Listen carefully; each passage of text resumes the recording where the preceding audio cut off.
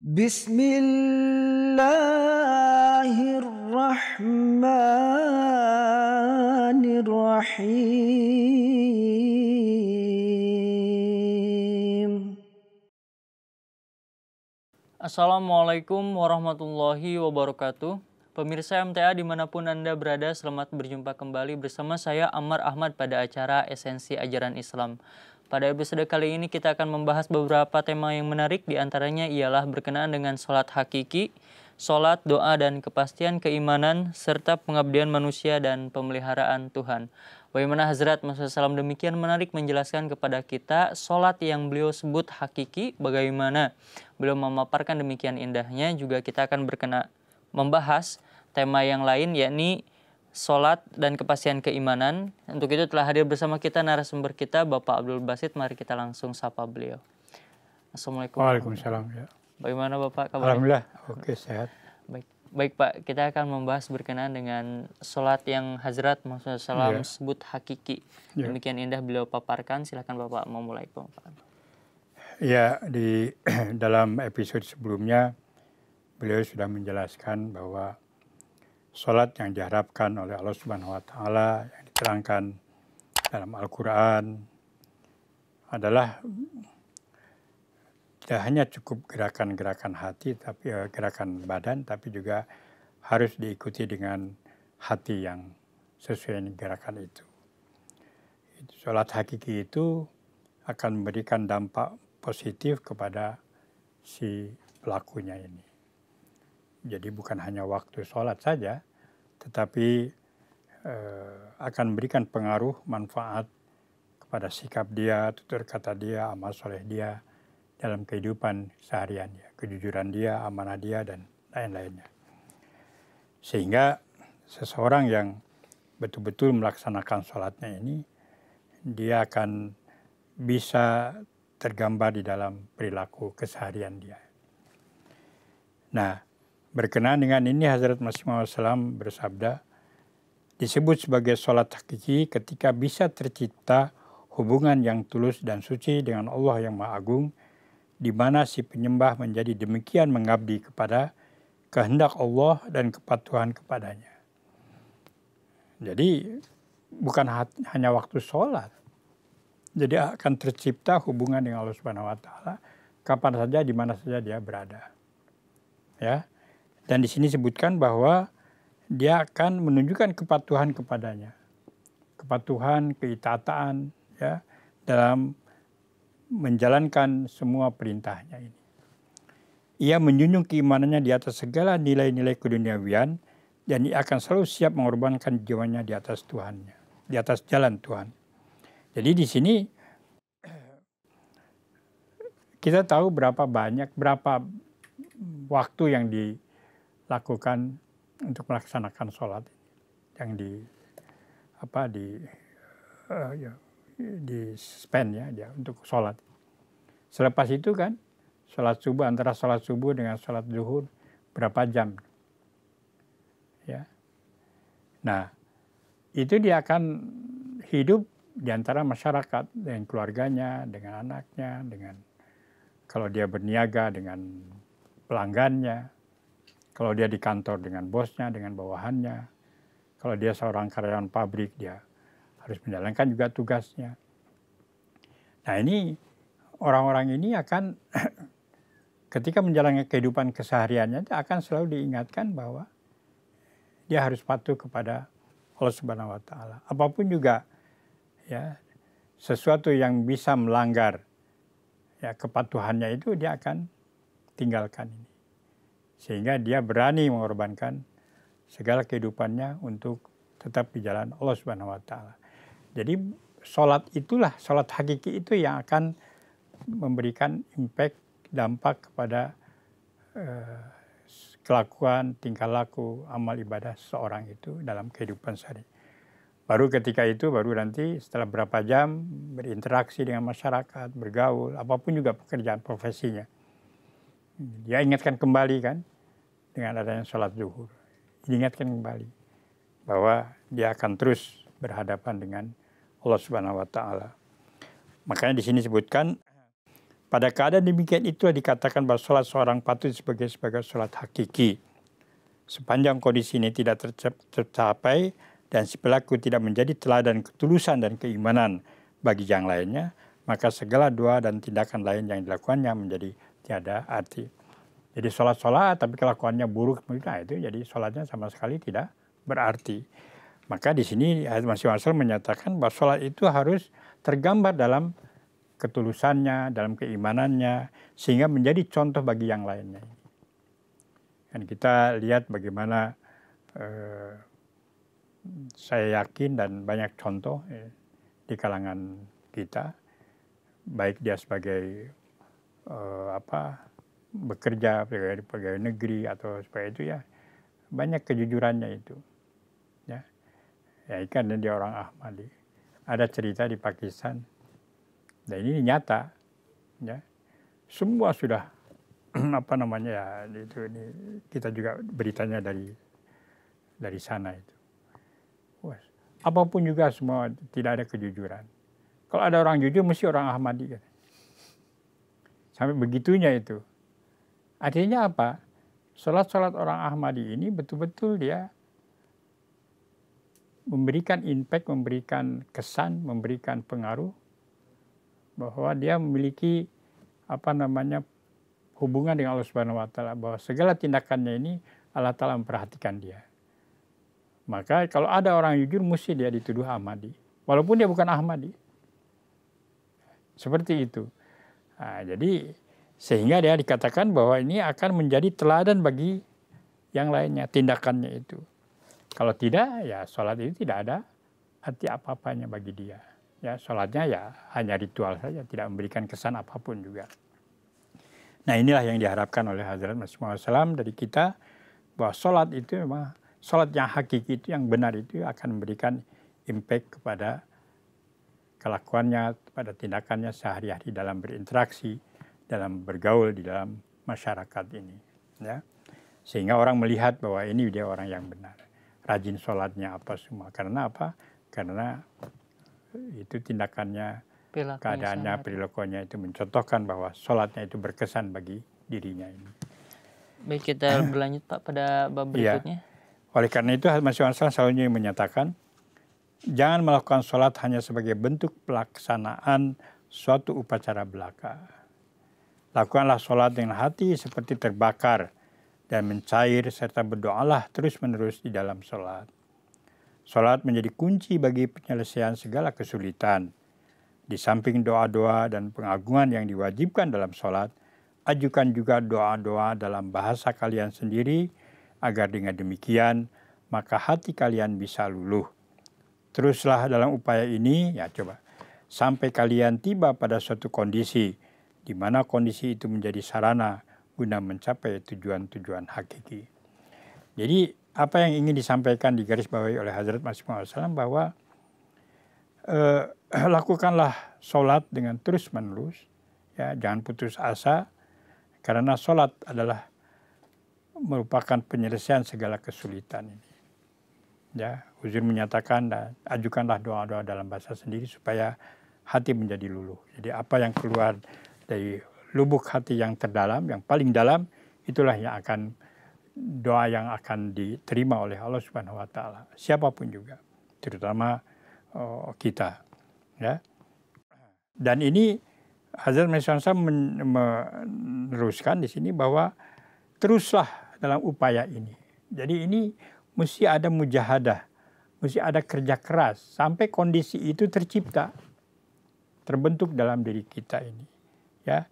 Sehingga di sini kita teruslah berdoa dan minta pertolongan, ya.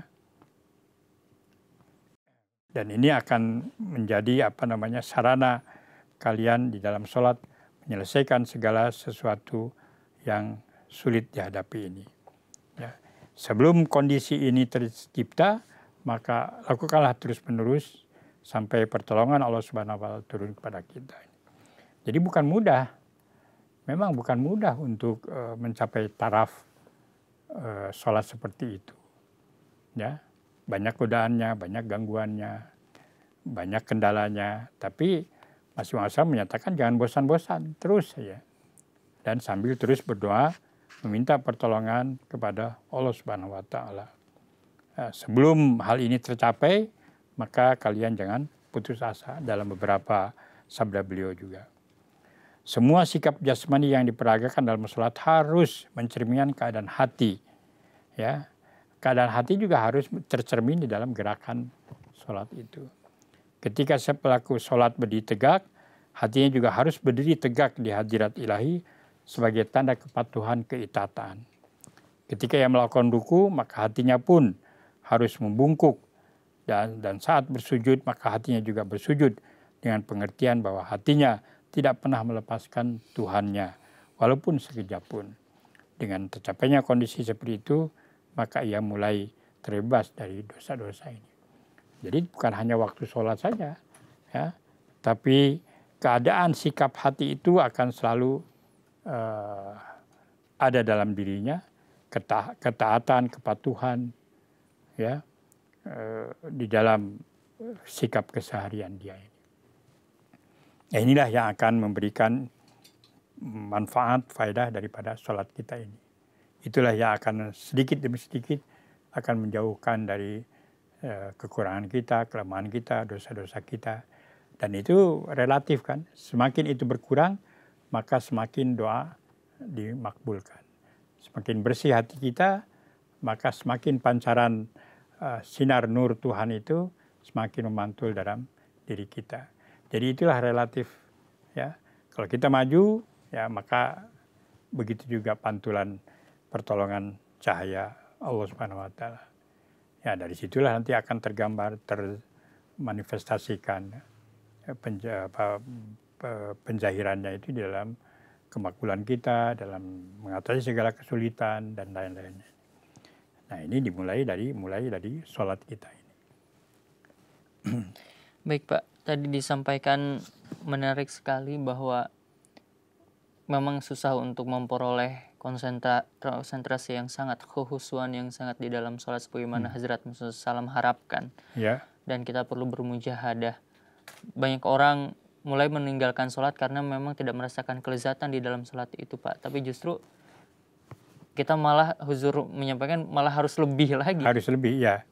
Itu, jadi di sini dalam tempat lain juga disebutkan oleh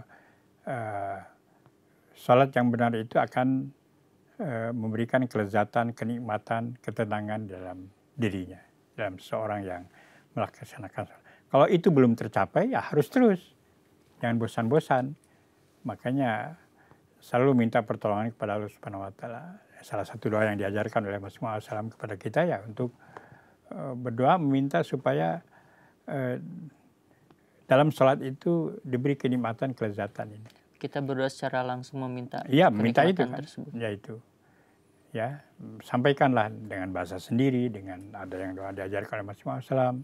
Ya, karena di episode sebelumnya diterangkan bahwa Allah Ta'ala itu di dalam diri kita ini ditanamkan atau sudah ada potensi untuk merasakan kelezatan melalui indera kita, ya, melalui lidah kita, telinga kita, mata kita, ya. Kalau orang yang sehat kan makan yang lezat tidak enak, ya, kita bisa merasakannya tuh, rasa asinnya, rasa manisnya, rasa asamnya, lezatnya itu terasa. Tapi orang yang sakit, ya, pahit saja itu. Nah, artinya apa? Bukan makanan yang tidak betul, tapi dia sedang sakit. Nah, sama, ya, dengan keadaan rohani kita ini. Kalau kita tidak merasakan lezatnya sholat, ya, khusyuk, ya, itu harus menjadi perhatian kita. Wah, ini ada apa-apa dengan keadaan kita ini. Ya, itu yang harus diperbaiki ini. Maksudnya sholat pada sejatinya adalah memang lezat. Iya. Kalau tidak terasa lezat, iya, berarti ada. Iya, ada sesuatu di dalam diri kita, kita yang dalam kita ini. Karena kan gitu. Ada sholat waktu kita tahajud itu khusyuk, enak kan. Ada ya hambar saja kan. Nah, ini harus selalu diulang-ulang minta pertolongan pada Allah Ta'ala. Baik Bapak, kita beralih pada topik berikutnya berkenaan dengan pengabdian manusia dan pemeliharaan Tuhan. Menarik sekali. Di sini Hazrat Masih Maud mengatakan, kitab suci Al-Quran mengutarakan ada dua macam kebun atau taman. Satu di antaranya adalah kebun yang dikurniakan dalam kehidupan ini juga, dan itulah yang disebut sebagai kenikmatan sholat. Sholat bukanlah suatu beban yang memberatkan, tapi merupakan hubungan tetap di antara kondisi pengabdian manusia dan pemeliharaan Tuhan. Allah Subhanahu wa Ta'ala sudah menetapkan sholat sebagai sarana untuk membentuk hubungan demikian dan mengisinya dengan kenikmatan yang menjadikan terpeliharanya hubungan tersebut. Sebagai contoh, jika sepasang manusia yang terikat hubungan pernikahan kemudian tidak mendapatkan kenikmatan dalam hubungan mereka, maka besar kemungkinan hubungan itu tidak akan berumur lama. Ya. Jadi hubungan suami istri sebagai contoh zahir aja. Kalau antara suami istri sudah tidak ada kenikmatannya, ya, dalam hubungan keseharian, ya, maka itu tidak akan biasanya tidak akan berumur lama. Banyak sebabnya. Begitu juga tidak ada kenikmatan dalam sholat. Jika tidak ada kenikmatan dalam sholat, maka hubungan di antara hamba dengan Tuhannya akan menjadi terganggu. Ya. Oleh karena itu, berdoalah di balik pintu yang tertutup agar hubungan tersebut tetap terpelihara dan menjadi sumber kenikmatan. Jadi, karena di dalam dalam hati kita sudah ditanamkan itu potensi untuk menikmati semua ibadah itu. Ini menjadi alami ya. Allah Ta'ala sudah menciptakan itu. Dalam segala hal tadi saya contoh tentang lidah, tentang hubungan suami istri, ya, tentang apa sajalah ya. Ya kalau itu sudah tidak ada kan, dia akan lari kemana, ya. Nah itu makanya ada dua hal di sini yang disampaikan oleh Mas. Kalau sholat ini sudah tidak merasa nikmat, ya minta pertolongan Allah Subhanahu wa Ta'ala supaya tetap dapat terpelihara ini, kenikmatan itu. Ya, untuk memelihara itu maka ada bantuan daripada Allah Subhanahu wa Ta'ala. Kita harus selalu berdoa ya dan secara khusyuk. Terus beliau menyatakan itu juga menjadi gambaran tentang hubungan seseorang dengan Allah Subhanahu wa Ta'ala terjalin.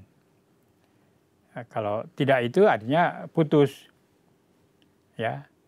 Semakin renggang. Tapi kalau nikmat aja semakin dekat, semakin terjalin.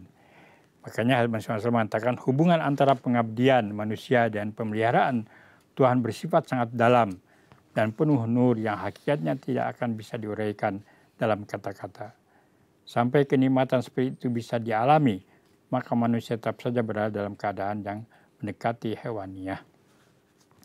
Jadi keadaan itu harus terus dipelihara, kalau tidak ya tidak ada bedanya kita dengan hewan. Ya makan, tidur, ya terus bersenang-senang, selesai kan. Sampai kenikmatan seperti itu bisa dialami, maka manusia tetap saja berada dalam keadaan yang mendekati hewannya. Jadi tabi'i itu. Meski kenikmatan itu seperti itu mungkin hanya pernah dialami 2 atau 3 kali, namun masih lebih baik dari mereka yang buta dan tidak pernah mengalaminya sama sekali seperti ayat ini. Waman kana fi hazi a'ma fa fil akhirati a'ma. Barang siapa buta di dunia ini, maka di akhirat pun ia akan buta juga. Apa yang menarik di sini, jadi sama sekali buta itu yang tidak pernah sama sekali merasakan nikmatnya. Yang sama sekali tidak pernah mendengar suara Tuhan atau apapun juga. Nah, masing-masing mengatakan itu jauh lebih buruk daripada orang yang pernah sekali 2 kali lah dalam hidupnya, seumur hidupnya itu mendapatkan nur ilahi itu. Itu lebih baik lagi daripada yang sama sekali tidak pernah merasakan. Ya alhamdulillah sih ya. Rata-rata dari orang-orang Ahmadi ini kalau yang benar ya merasakanlah itu kan. Nikmatnya sholat, nikmatnya berkorban, nikmatnya nolong orang, ya, nikmatnya beriman, nikmatnya dicaci maki kan, nikmatnya diteror macam-macam kan. Ya nggak apa-apa kan, kita selamat saja. Nah Ini makanya dikatakan meskipun kenikmatan seperti itu mungkin hanya pernah dialami 2 atau 3 kali dalam hidup lah. Namun masih lebih baik lagi dari mereka yang buta dan tidak pernah mengalaminya sama sekali seperti ayat ini. Ya, wa man kana fi hadhihi a'ma fa huwa fil akhirati a'ma. Oleh karena itu ya usahakanlah paling enggak sekali, 2 kali, 3 kali ya, kalau enggak sepanjang masa kan itu yang lebih baik. Jadi ini bagaimana kata-kata Mas Masal memberikan harapan yang luar biasa. Ya, perangsang ya, encouragement bagi kita bahwa ya apa yang dimaksud ini yang bukan yang barang siapa di dunia yang buta, di akhirat juga buta, yang sama sekali tidak pernah. Ya. Dan ini pun rasanya tidak mungkin ya, karena bagi orang yang kafir sekalipun ya, Allah Ta'ala juga memberikan juga kan, dia hambanya juga. Dalam keadaan susah, dalam keadaan terdesak. Ya. Seperti ada kemarin yang disampaikan oleh Huzu dalam khutbah, ya, ketika terjadi wabah ya lockdown di Kanada itu kan, ada seorang ibu yang anaknya sakit parah sekali, ya, ke dokter tidak ada ini, kemana, kepada siapa, kepada pertolongan. Tidak ada yang mau melayani. Tidak ada yang mau melayani, apotek tutup apa semua, sampai dia mengatakan kalau memang betul-betul Tuhan ada, katanya ya kabulkan.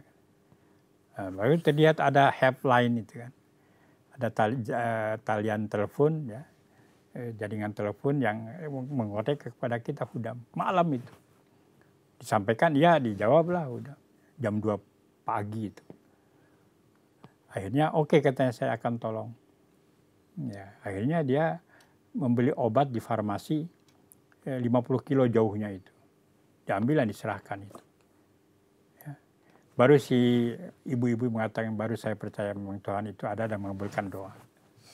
Kan begitu. Nah, jadi itu juga sudah sudah sangat luar biasa bagi dirinya.